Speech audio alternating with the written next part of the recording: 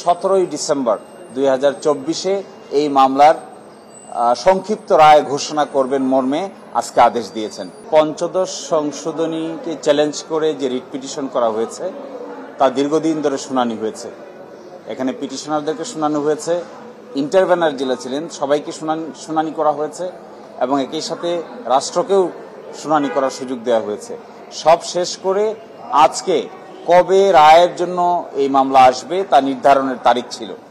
আজকে মাননীয় আদালত সবকিছু বিবেচনা করে 17 ডিসেম্বর 2024 এই মামলার সংক্ষিপ্ত রায় ঘোষণা করবেন মর্মে আজকে আদেশ দিয়েছেন এবং ওই দিন আমরা সবাই থাকব।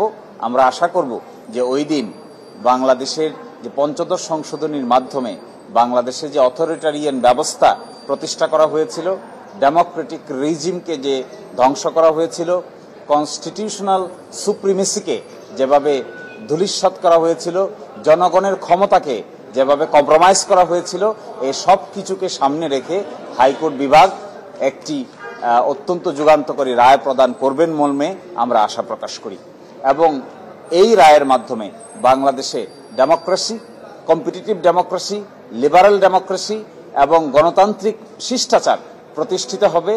কম্পিটিশনের মাধ্যমে দেশের রাষ্ট্র ব্যবস্থা, সরকার ব্যবস্থা পরিবর্তনের পথ সুগম হবে এবং কেয়ারটেকার গভর্নমেন্টের যে বিধান বাতিল করে দেওয়া হয়েছিল, কেয়ারটেকার গভর্নমেন্টের বিধানও পুনরায় আসবে, এটাই আমরা প্রত্যাশা করি।